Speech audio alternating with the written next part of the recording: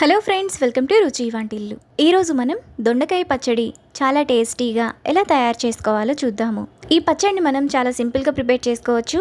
వేడివేడి అన్నంలో నెయ్యి వేసుకొని తింటే చాలా బాగుంటుంది.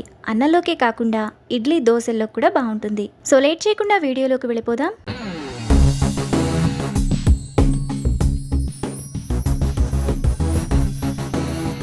ముందుగా దొండకాయ పచ్చడి చేసుకోవడానికి స్టవ్ మీద ప్యాన్ పెట్టుకొని అందులో 1 టేబుల్ స్పూన్ పల్లీలు, అర టీ స్పూన్ ధనియాలు వేసుకొని మీడియం ఫ్లేమ్లో బాగా ఫ్రై చేసుకోవాలి. పల్లీలు, ధనియాలు ఈ విధంగా వేగిన తర్వాత వాటిని బౌల్లోకి తీసుకొని పక్కన పెట్టుకోవాలి. ఇప్పుడు అదే ప్యాన్లో 1 టేబుల్ స్పూన్ ఆయిల్ వేసుకోవాలి. ఆయిల్ వేడయ్యాక 8-9 పచ్చిమిరపకాయలను ఇలా తుంచి వేసుకోవాలి. తరువాత పావు కిలో దొండకాయలను కడిగి ఇలా చిన్న చిన్న ముక్కలుగా కట్ చేసుకొని వేసుకోవాలి.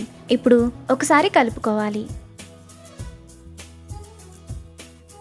ఇలా కలుపుకున్న తర్వాత మూత పెట్టి మధ్య మధ్యలో కలుపుతూ దొండకాయను బాగా మగ్గనివ్వాలి. దొండకాయ ఈ విధంగా బాగా మగ్గిపోయిన తర్వాత అందులో చిన్న చిన్న ముక్కలుగా కట్ చేసుకున్న 1 టమాటా, కొద్దిగా కొత్తిమీర, చిన్న నిమ్మకాయ సైజు కంటే కొంచెం తక్కువ చింతపండు వేసుకొని మీడియం ఫ్లేమ్లో టమాటా మెత్తగా అయ్యేంత వరకు కలుపుకోవాలి.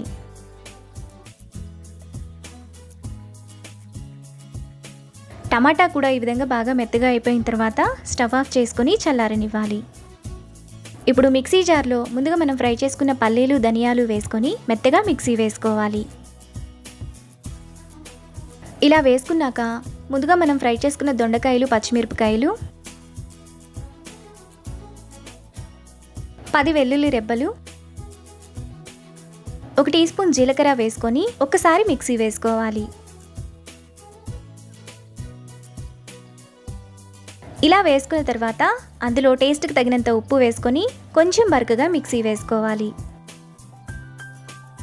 పచ్చడిని ఇక్కడ చూపిస్తున్నట్టు మెత్తగా కాకుండా ఈ విధంగా కొంచెం బరకగా మిక్సీ వేసుకుంటే టేస్ట్ బాగుంటుంది. ఇలా వేసుకున్న పచ్చడిని ఒక బౌల్లోకి తీసుకోవాలి. తరువాత స్టవ్ మీద ప్యాన్ పెట్టుకొని అందులో 1 టేబుల్ స్పూన్ ఆయిల్ వేసుకోవాలి. ఆయిల్ వేడైన తర్వాత 1 టీ స్పూన్ తాలింపు గింజలు, 2 ఎండుమిరపకాయలు, 1 రెమ్మ కరివేపాకు వేసుకొని ఫ్రై చేసుకోవాలి. తాలింపంతా వేగిన తర్వాత పచ్చడిలో వేసుకొని కలుపుకోవాలి. ఈ పచ్చడిని మనం ఫ్రిడ్జ్లో పెట్టుకుంటే వారం రోజుల పాటు నిల్వ ఉంటుంది. అదే బయట ఉంటే 4 రోజుల పాటు బాగుంటుంది. మనకు చాలా టేస్టీగా దొండకాయ పచ్చడి రెడీ అయిపోయింది. ఇప్పుడు ఈ పచ్చడిని వేడివేడి అన్నంలో నెయ్యి వేసుకుంటుంటే ఎంతో టేస్టీగా ఉండే దొండకాయ పచ్చడి రెడీ. ఈ రెసిపీని మీరు కూడా ట్రై చేసి మీకు టేస్ట్ ఎలా కుదిరిందో నాకు కామెంట్స్లో షేర్ చేయండి. ఈ వీడియో కనుక మీకు నచ్చినట్లయితే లైక్ చేసి, షేర్ చేసి, సబ్స్క్రైబ్ చేయండి.